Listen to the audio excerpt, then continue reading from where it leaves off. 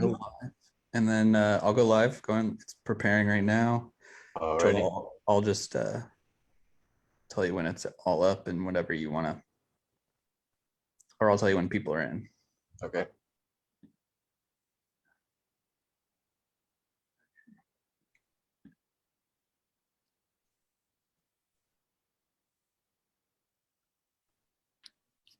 Hello, everyone. We're going to start in just a moment.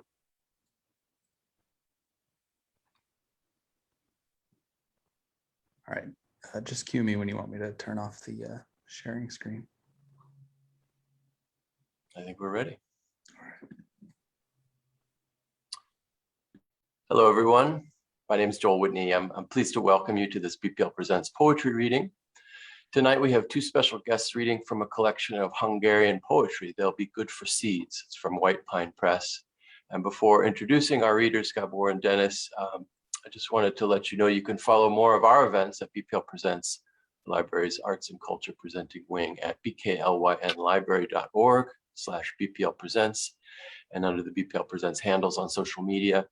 The White Pine Press will drop all of these in the chat, so you can follow us and keep in touch with us and get copies of this wonderful collection. So I should say our department has two beloved Hungarians, which is perhaps how we heard such great things about this amazing collection.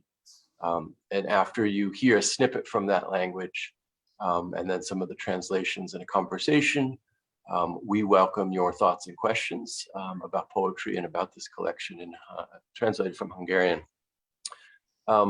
Editor Gabor Dukčiks presents readings from this groundbreaking anthology with Dennis Maloney. And this is contemporary Hungarian poetry. They'll Be Good for Seed collects the diverse work of 8 women and 8 male poets with a wide range of subject matter and styles, full of musicality, rhythm, and colorful images. I have a habit when I'm looking at a new anthology, I randomly turn to page 33 to get a snippet of the voices of the poets. And on page 33 of this anthology, I found this wonderful stanza. It says, "Remove your shoes, bravely face the home of dust that is your body. Roll rice dumplings boiled in milky water amid the fire's ashes, and murmur the sentences of the attendant helpers."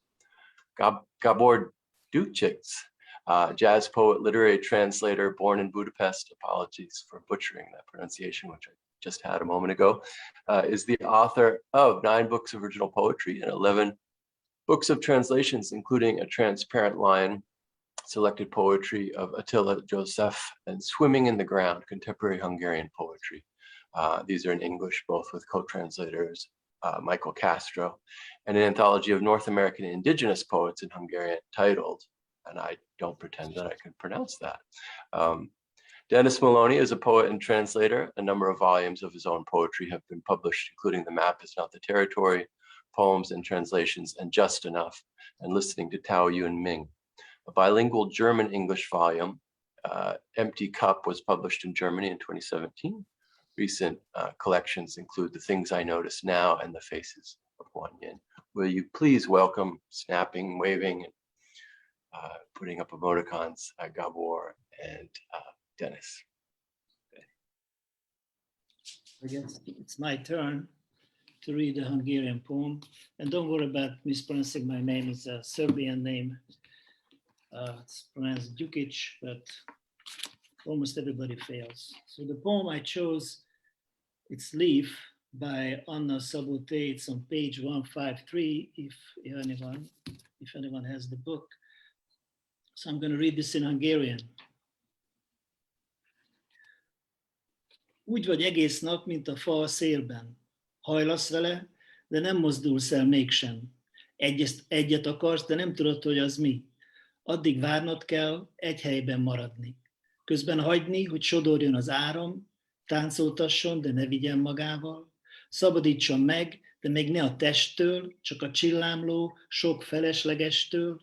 Utólag érted majd meg, hogy mi lesz itt, a fényben minden szerkezet kitetszik, ez a tanulság. Sokallod, kevesled, úgy vagy egész, ha részeid levedled. Should I read this English, or should Dennis read it in English? Why don't you read it in English, because I don't have it in front of me. Okay. So the same poem by Anna Saboté, Leaf. It's a rhyming poem, as you might have heard it from the Hungarian. All day you are like a tree in the wind. You bend with it, but grounded, you are pinned. You want one thing, but don't know what that is. Until then, you have to stay and wait as is. In the meantime, let the current twirl you, make you dance, but don't let it take you, free you, but not yet from the corpus, only from the glimmering surplus. Later you might understand what remains. Every device turns visible in the light. That's the lesson. Too much, too few, you are complete if you shed your might. That was Anna Saboté, Leaf. I'll read a poem by another Gabor in the anthology, Gabor Lanskor. Right? If I pronounced it correctly, okay. This is Rembrandt van Rijn, self-portrait at age 63.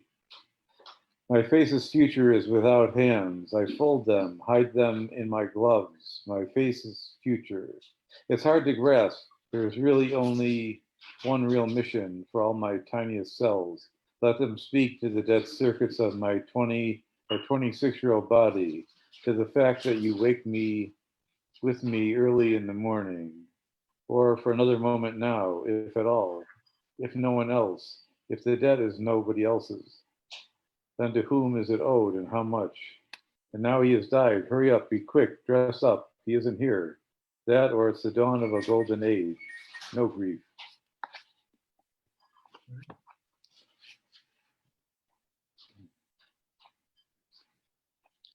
So maybe we should talk about how this book came about, right? Yes, I think we could have a little discussion of that. I was in Budapest, 4 or 5 years ago now, Right. I think, and I was doing a tour of Germany for the first book of mine that came out in Germany. I had some time in between festivals and readings I was doing, and a mutual friend suggested I go to Budapest and hooked me up with yourself, and you were doing the jazz poetry series, so I was able to read in that. Right. Which was quite wonderful, because it's the first time I've ever read with jazz musicians, and realized for myself that most of the audience may not understand English anyway, so I just modulated my voice into another instrument. And for me, it was sort of freeing and very great to have that capacity to do that and freedom. But then we got talking afterwards. You had pointed out to me, which I don't remember, but when you were in exile in the States in the 80s, we'd actually had some correspondence back in the days before the internet of real snail mail. And we were talking about Hungarian poetry and realized there hadn't been much done in English in recent years. So we sort of talked about the idea of maybe an anthology of Hungarian poetry. And then that became a discussion afterwards, going back and forth by email. Right. And I think one of my interests was to make sure that we had a good representation of male and female poets, because in many times what comes over in English ends up being 90% male poets, and the females are ignored. And obviously in most cultures now, their writing is as strong as the males, and has been obviously in many ways ignored over the years. So it was good to have that balance, and I'm glad we were able to do that. Oh yeah, it was pretty easy. Yes, I remember we were at Gödör Club having a jazz poetry event, and you'd be surprised, but some people understood your poems, and you said indeed that there is not so much Hungarian poetry in the U.S. I said there is some, and there are some of us who translate Hungarian poetry and send them off to magazines, and some even get published, but still it's not enough. So you said you'd be interested, and I said, yeah, I'm right here. Maybe you don't have to look for a translator. And at that time, Michael Castro was still alive. He's my co-translator of several previous books that we did in English. So there are actually some Hungarians by others, small presses, or rather small presses. I'm not sure that I can't remember the name of the publisher that put out the Attila Joseph book, Transparent Lion. Yeah. Excuse me?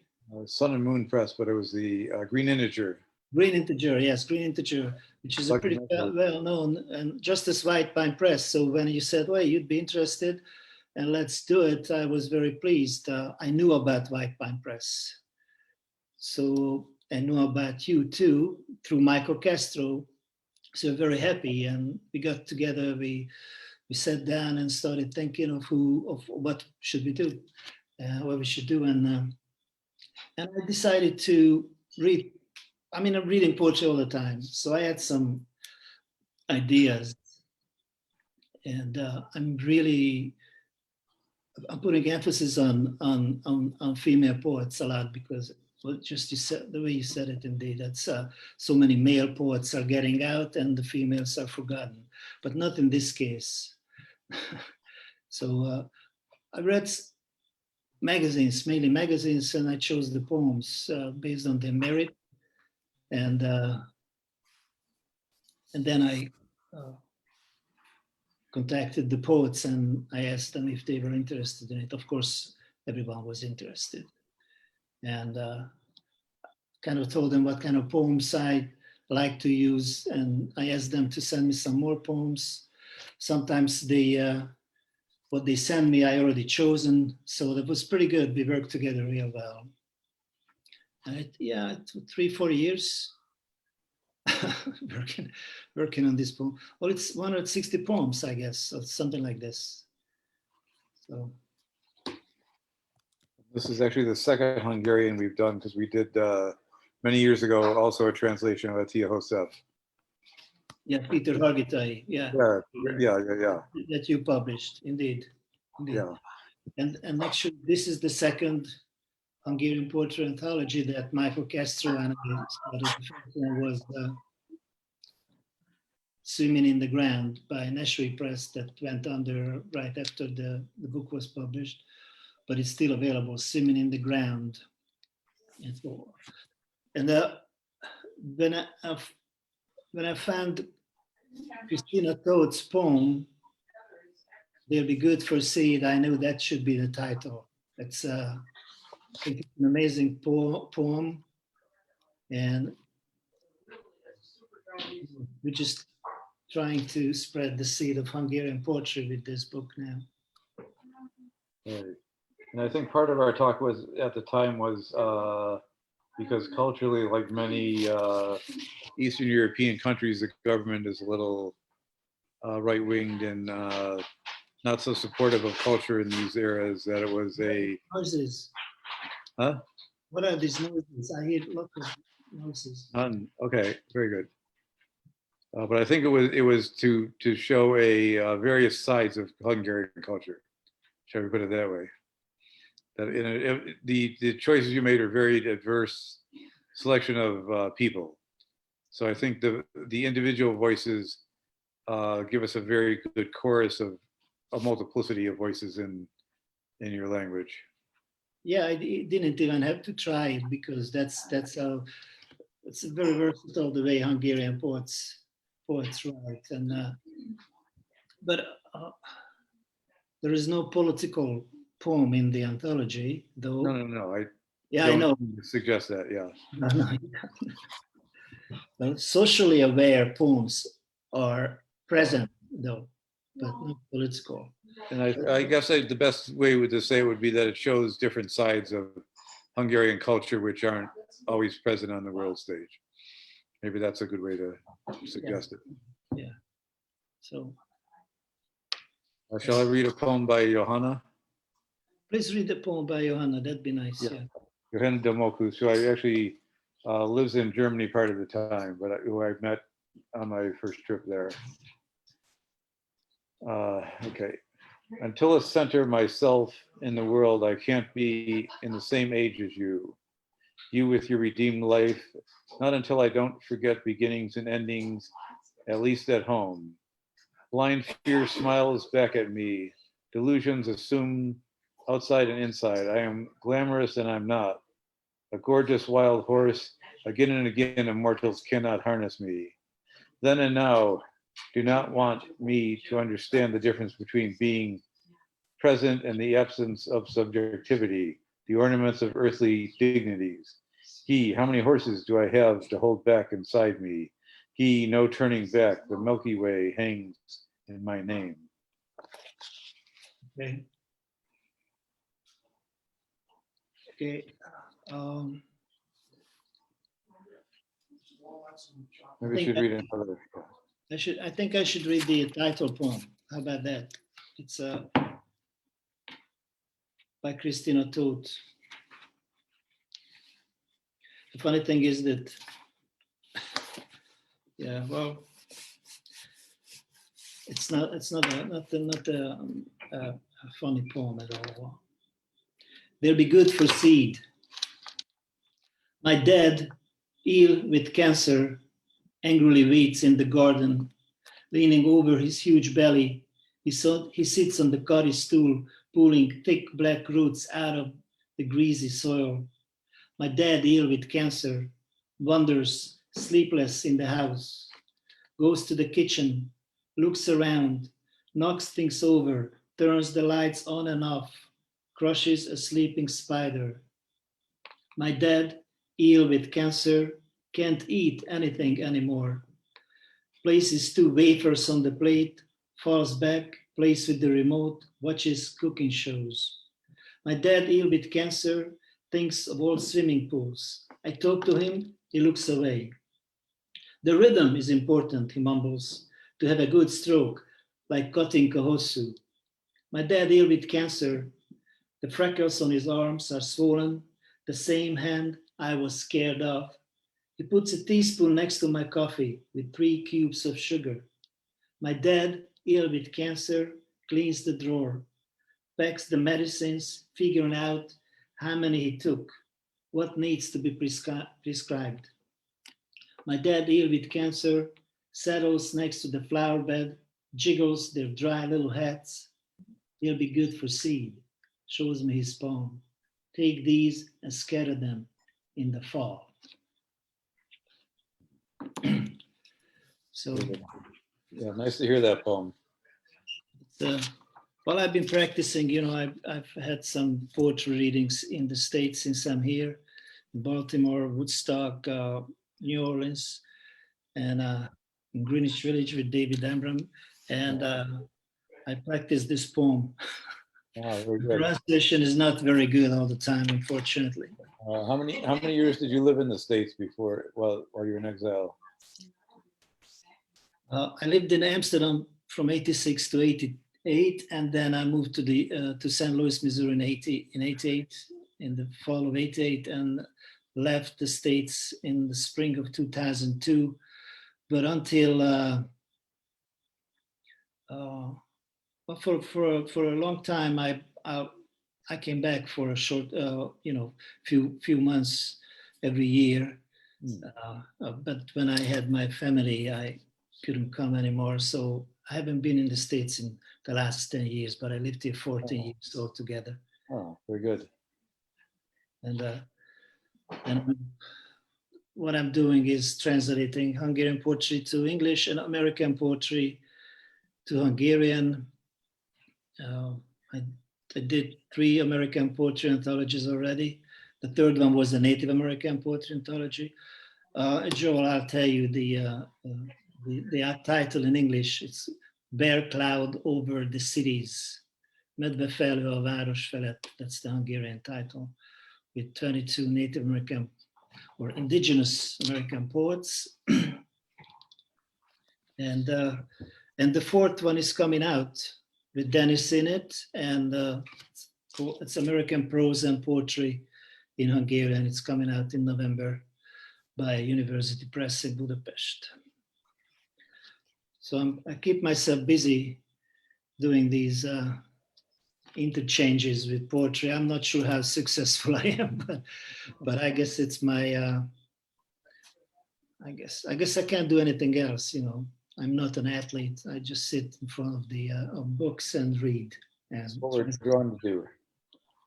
on paper. I think there are other people who do that. Yes. So that's great. Well, it's the same way. I'm a poet for 50 years or ongoing, and the press is 48 years old. So we've been, writing and publishing for a half a century, thereabouts. It's good, and I'm so glad that you're open. Not so many American publishers are open to foreign poetry, especially not Hungarian. Unfortunately, there are not so many Hungarian academics in the US who would help Hungarian literature to come to the States. One of our specialties is doing translations from around the world. We're, I think, somewhere over 30 countries now that we've published translations by. And last month I was in Slovenia for a poetry festival, and we've done a number of books from Slovenia, which is an even smaller country than Hungary is. Okay. We're doing Lesh Steger now, one of them. Well, I guess he's probably in his 40s now. One of the more interesting contemporary poets. We previously did Tomasz Solomon and Lech Debeliak, but they've I know actually both passed into the other world. Slovenia. He just passed away a couple of years ago. I met him in New York. He was the cultural attaché to Slovenia. Tomasz, yeah. Yeah. Okay, also I read another poem. Okay, and then I'll read one after you. Also by a lady, Zita Murányi. She's in the younger generation. And she came to America once, and it's about the poem, That Boy. If I could only forget that boy at the South Railway Station, his ragged clothes had a permanent stench. He tells me to buy him an ice-cold Coke. It would be good at any vendor across the way. He carries hidden countries on his back. How many underpasses reeking with urine are carried in that backpack? Should I look into his eyes, or with blossoms in my mouth, whisper that I have a strip straw with me? As he drank, he digested every word I said. I could have turned aside, whispered to his dark brown mouth that I had no change at all. I don't really know what I said to his empty palm, how much clatter stored in bottles. He sipped it fast, with disgust and delight. A sickening taste on his tongue, as in the depth of his sips, bubbles banded together. If only those hands and broken shoes, coal-corroded clothes wrapped around the body, the sizzling concrete, those tracks, orthogonal curves. If I exist of orthogonal curves, I exist for nothing if he can't ask anything from me. And suddenly, I feel the undying thirst that boy feels in the roof of my mouth, where the unquenchable pain lays shingles to make me call out to passerbys. I was told 3 hours for the anesthesia to wear off. Sorry about this last word. Zita Murányi, That Boy. Okay, and I'll read one by Tia Yaz, J-A-S-Z. Is that how you pronounce? Now, give me the page number. I don't know. How do you pronounce the name? But I don't know. Oh, well, I'll read the poem. It's 61. 61. Yeah, Time Gray. Yeah, it's Janos. It's Attila Yas. Yas Attila. Okay, so yeah, close. Okay, Time Gray. The real obstacle is the door when the elevator stops on each floor. Will it open or not? Does God want to get in, or did he get bored and give up? The real obstacle is the door at the moment before it opens. What or who is standing behind it, and which floor are we on? The real obstacle is the door when it closes. Who knows? Are there more levels, or is it simply going back down again as it did before? Countdown. Okay, let me talk about the translation a little bit. English is my second language, so it would be too I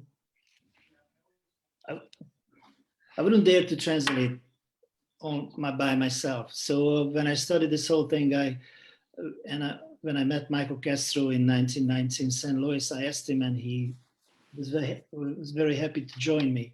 So most of my translations were with him. He said he was merely fine-tuning my poems, which was a very nice way of saying it. But after we translated János Térai and Zita Murányi in this book, he passed away, and I had to find other people who fine-tune my poems, and I did find several American poets and writers who had helped me with these. So we should mention those people because without them, this book, I mean, Dennis would have had a much worse time with correcting these poems without these people helping me. So I like to point out that it wasn't only me and Dennis and Michael, but these 6 American poets from all over the States. One of them actually lives in Hungary, who helped us to create this book. So, okay, I'll go back and read another poem now. And I guess I stuck with the ladies. It's by Monica Mesterházy.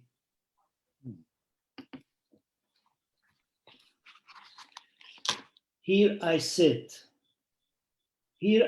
with earplugs and drink my morning coffee amid the noise and ropes hanging in front of the window. Workers insulating the house stand on a long boardwalk or on a suspended board. A railing is under the line of their groins. They lean out, and the resistance of the drill sometimes shifts them away from the concrete wall. Because the ropes swing, they get closer then further away, drilling up to the 10th floor, even in the dark. At least my ears are plugged. They should wear hard hats. I draw the curtains so I don't see them. Dennis? Yes, I'll read a poem by page 81. I think as close as I come to pronunciation, Denez Krusovsky. Krusovsky, Dénes Krusovsky, yeah? Danish, okay, very good. The Visit. You can't trust birds. You repeat that phrase when I visit you. Otherwise, you suddenly watch the park lined with trees steadily flinging off their rusty yellow leaves. I thought you were going to say something about the weather when you turned back around, but instead you softly repeated, you can't trust birds. I wish I knew what you wanted with that half-finished sentence. You could have at least explained it to me then. I might have stayed longer, but it made me leave because I miss you the most when we're together.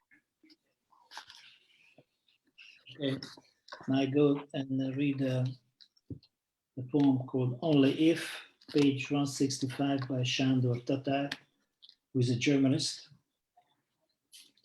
Only if. We don't need to have wine, but if there are long speeches, let us not grow accustomed to living in clamor, in excrement. We must have fire for heat, but if it burns with hungry flames, let the worst of us and their disbelief be fed to its blaze. Don't need to have a poem, but if we have one, let it hit hard. It isn't enough that it chimes and hums. Even a cricket can chirp like a bird. Men don't need to live, but if they do, let them be happy and die after they leave all vain things too heavy for their souls to carry. Interesting. That was one that I chose to write. Oh, It's good though. it's So we have similar tastes. But I'll read one by Julia Lazar. okay. Oh, she's great too. I really like her. For her birthday, the invisible bridge between us tends to be there even when the wind blows, when another foot stamps on it, when the weight of steps sways it to and fro. I can't imagine a time, a space that would hold me without you. Now it matters not who did what for and against it quarter century. The bridge squeaks between us. The weight of our ages won't tear it down, for we won't be at either end of it when it spins weightlessly into space. Okay, so we are reading on, I guess. I hope everybody likes what we do out there. Okay, I'm going to read the very first poem, and actually it's by accident, but it really fits the first page because it's by János Áfra, and his starts with an A, so he's the first poet. It's called The Last Garden.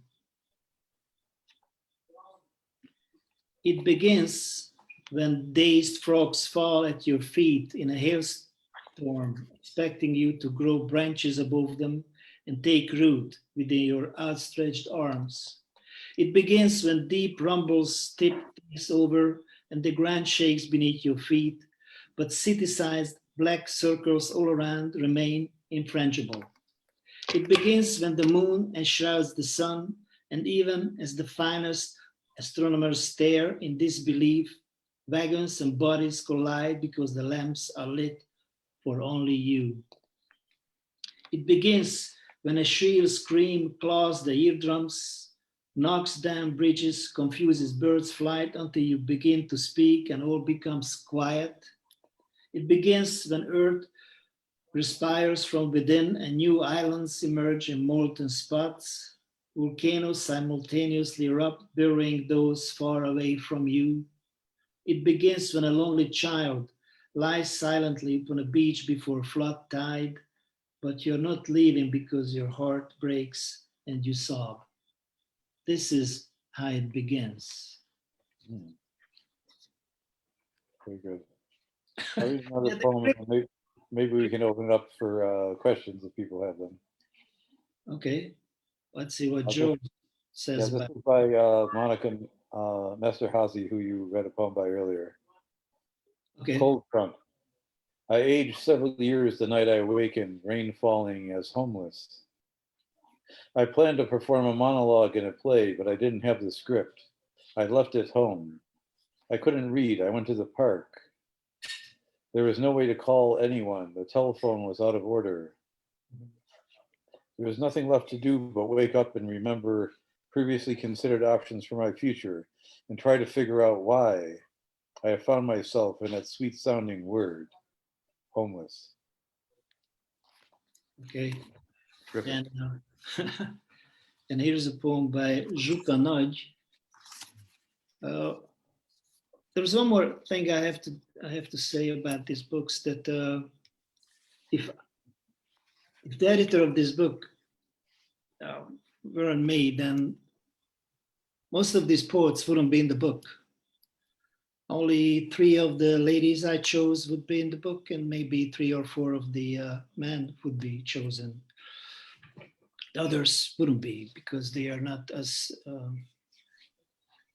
they're seen differently by those who rule literary words. I mean, it happens in America too, and it happens in Hungary as well. So she wouldn't be in this anthology if someone else edited it. But I think she is just simply amazing.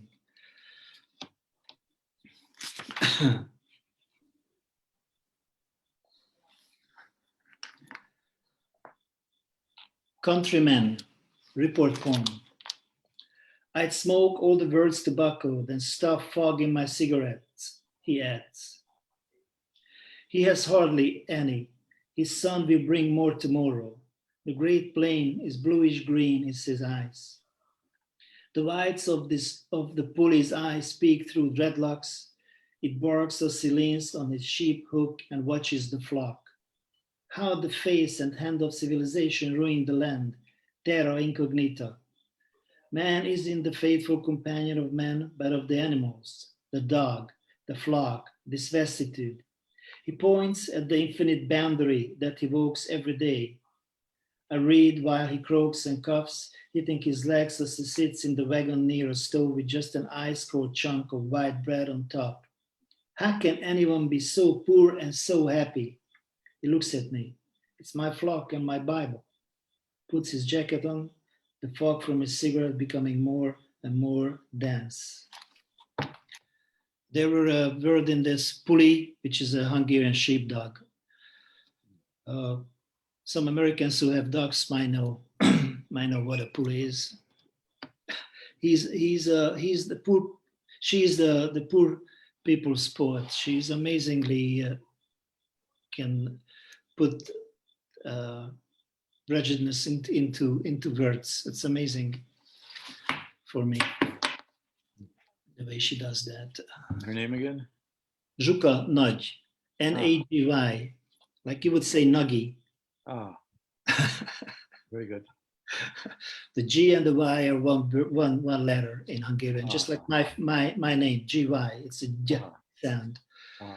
Okay, so we'll give a little insight of Hungarian Hungarian language, yes. language too, which is pretty good, I guess. It's a non-Indo-European language, so it's related to Finnish and maybe some other languages in Siberia, but nothing is certain. Oh, yes. Very unusual for Europe, yeah. Yeah. So, but we can do anything with the Hungarian language. We can translate anything from any languages. The Hungarian is so rich. We can play around with it. What was the question? Didn't see it. Oh, how are the poems being received by the audiences? Somebody asked. And for me, I don't know yet as a publisher because the book is very brand new. It was just released this past month, so we haven't had time as yet for reviews and that sort of thing. Yeah, but I had a few readings. Yeah, so you may know more than I do. Yeah. A little bit, and I had a few books with me, and they were all sold. And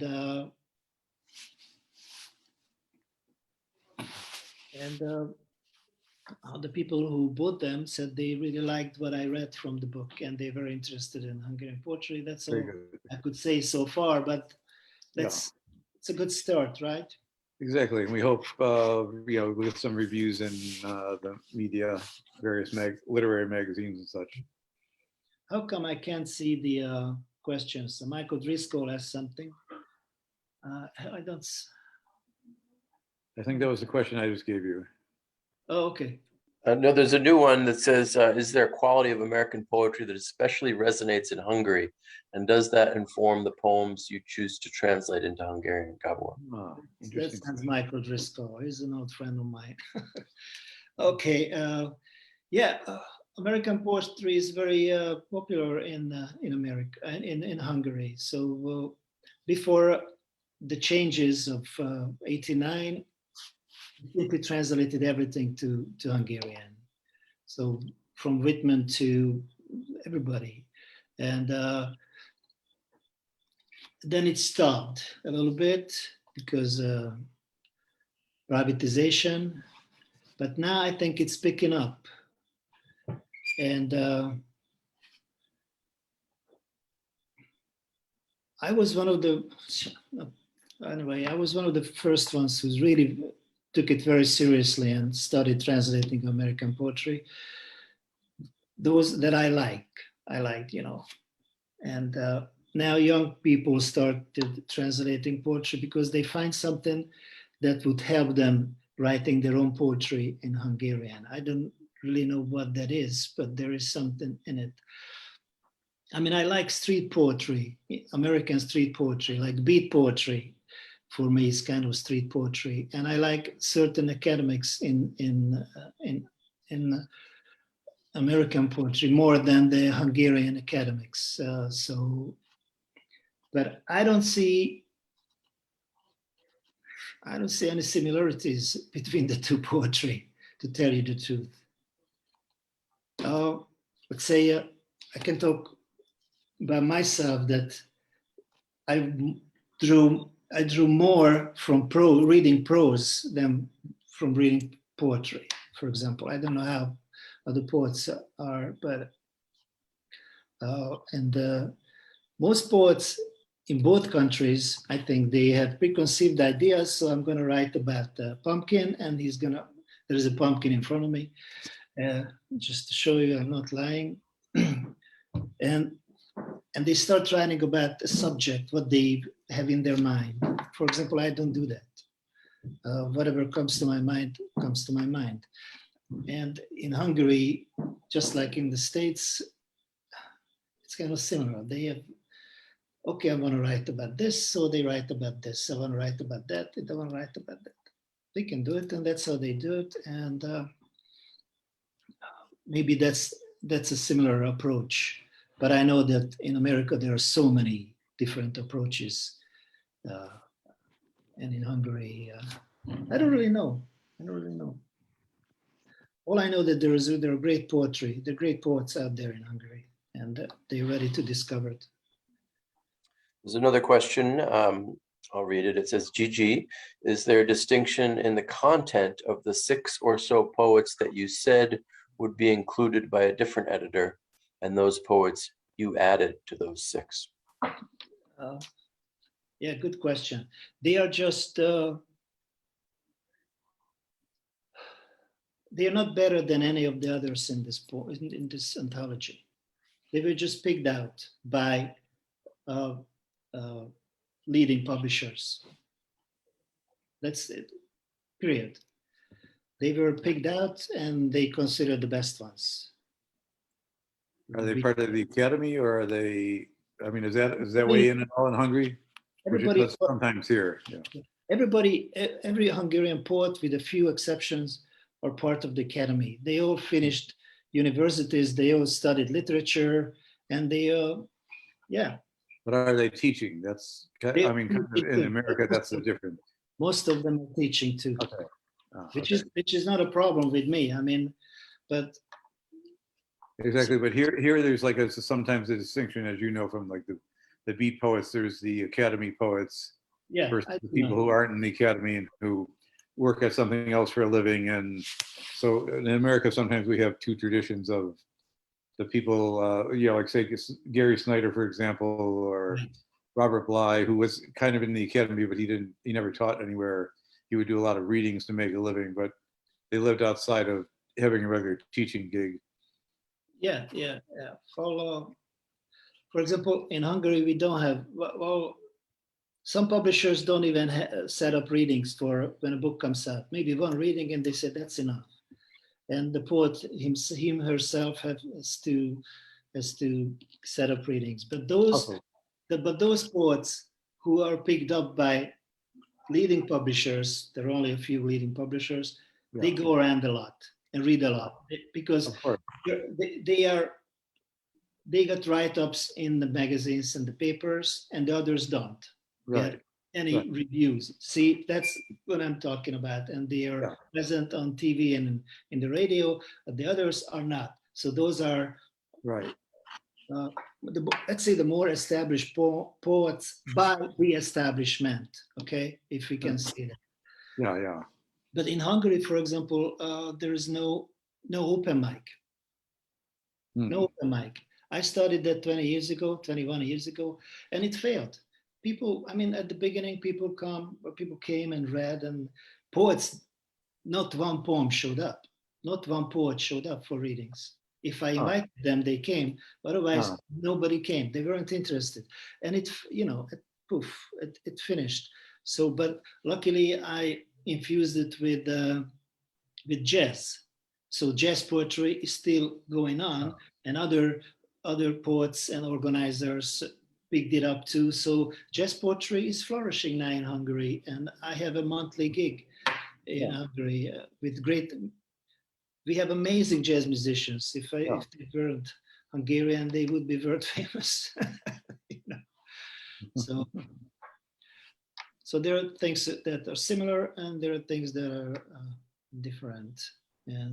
But poetry rules. Let's say that. The beats say that the poetry rules. Gabor, yes. As we get ready to wind down, would you like to read one more poem? One more poem. Okay. I was told to pick one poem in Hungarian, but I did two. Is it okay if I read that poem? It's a short Yes. one. Definitely. Please do. It's a short one by Attila Jász that you read a poem Ah, by, and it's The Dream Mirror, page 65. And there's gonna be a name in it, János Derzsi, who is an amazing Hungarian actor. And just to tell you that, okay, so I'm gonna read it in Hungarian first, right? Álomtükör. Fölébredtem, és egy öreg, ismeretlen férfi nézett rám a tükörből. Derzsi János. Ismertem rá mégis kedvenc színészemre. Aztán kitámolyogtam a fürdőből, hogy pár perc múlva újra visszamenjek. Abban reménykedtem, hogy a színész azóta eltűnt onnan. De nem. Hiába félsüködtem meg, dörzsöltem az arcom törülközővel, ott maradt. Visszafeküdtem át aludni, hát ha sikerül majd valaki másként felébrednem. Most éppen álmodok. The same poem by Attila Jász, Dream Mirror.